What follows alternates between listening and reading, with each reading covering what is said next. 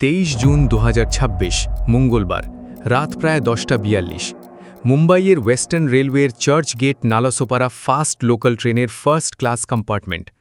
বাইরে প্রবল বৃষ্টি, খোলা দরজা দিয়ে ঝড়ের বেগে জল ঢুকছে ভিতরে।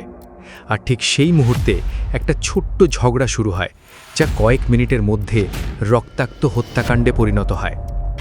22 বছরের যুবক ময়ঙ্ক লোহার সেই ট্রেনে উঠেছিলেন, সাধারণ একটা যাত্রী। কিন্তু সেই রাতে তিনি আর বাড়ি ফিরতে পারেননি। একজন অপরিচিত যাত্রীর ছুরির আঘাতে তার জীবন থেমে যায় সবার সামনে।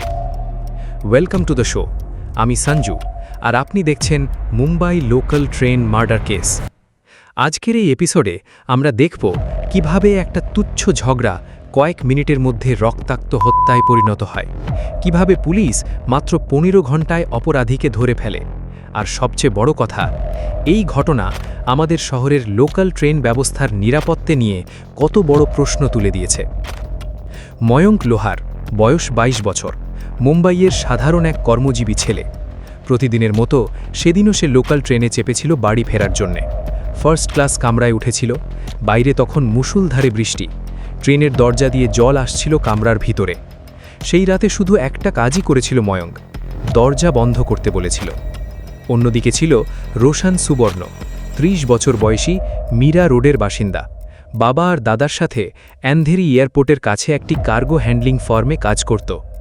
এইচএসসি ড্রপ আউট, অবিবাহিত, মা বাবা আর বোনেরকে নিয়ে সংসার।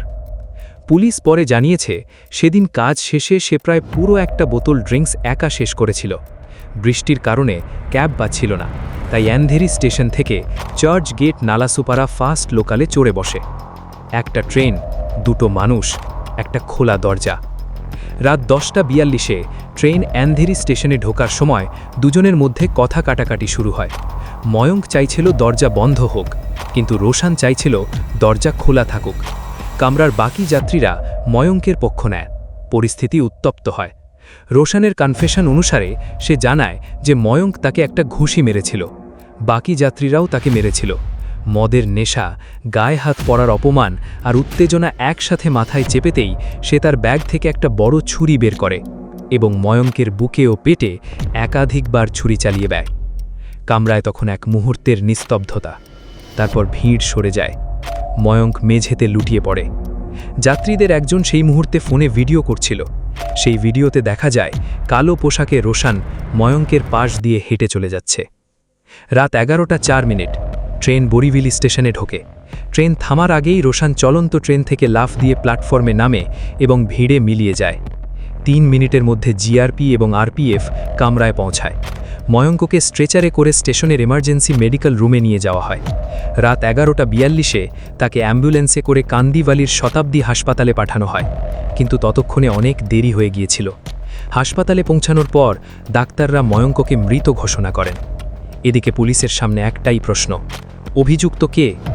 পরিষ্কার মুখের ছবি নেই, ফোন ট্র্যাক করার উপায় নেই। স্টেশনের ভিড়ে সে মিলিয়ে গেছে। তদন্তকারীরা যাত্রীদের বক্তব্য সংগ্রহ করে, তাদের ফোনে তোলা ভিডিও পরীক্ষা করে। একটি ভিডিওতে মুখ স্পষ্ট নয়, কিন্তু অভিযুক্তের গায়ে টি-শার্টে একটি কোম্পানির লোগো স্পষ্ট। জিআরপি, ক্রাইম ব্রাঞ্চ আর লোকাল পুলিশ একসাথে কাজ শুরু করে। অ্যান্ধেরিকেরি বরিভিলি পর্যন্ত 400-রও বেশি সিসিটিভি ক্যামেরার ফুটেজ রিভিউ করা হয়। সেই লোগো ধরে সংশ্লিষ্ট কোম্পানিতে যোগাযোগ করা হয়। কর্মচারীদের রেকর্ডের সাথে ফুটেজ মিলিয়ে দেখা হয় এবং সেখান থেকেই উঠে আসে একটা নাম, রোশান সুবর্ণ। পুলিশের তথ্য অনুসারে রোশান বরিভিলিতে ট্রেন থেকে নেমে সে সরাসরি মীরা রোডের বাড়িতে ফিরে যায়। মাঝরাতে বাড়ি পৌঁছে সে তার বাবা আর পরিবারের বাকিদের ডেকে তোলে এবং বলে, আমি একটা খুব বড় অপরাধ করে ফেলেছি। পরিবার বিশ্বাস করেনি, মদের ঘোরে বলছে ভেবে সবাই তাকে ঘুমিয়ে পড়তে বলে। পরদিন সকালে রোশান একটা ব্যাগে কয়েক জোড়া কাপড় ভরে বাড়ি ছাড়ে। ওলা ক্যাবে কুরলা হয়ে নবী মুম্বাই যায়। পরিকল্পনা ছিল বাবার পরিচিত কারো কাছে লুকিয়ে থেকে পরে ম্যাঙ্গালোর পালিয়ে যাবে, কিন্তু পানভেল রেলওয়ে স্টেশনে পৌঁছানোর আগেই জিআরপির টিম তাকে গ্রেপ্তার করে, খুনের 15 ঘন্টার মধ্যে। গ্রেপ্তারের পর জিজ্ঞাসাবাদে রোশন জানায় যে ছুরিটা সে ঘটনার দিন কেনেনি, কয়েকদিন আগে এক বন্ধুর কাছ থেকে কিনে ব্যাগে রেখেছিল। কেন?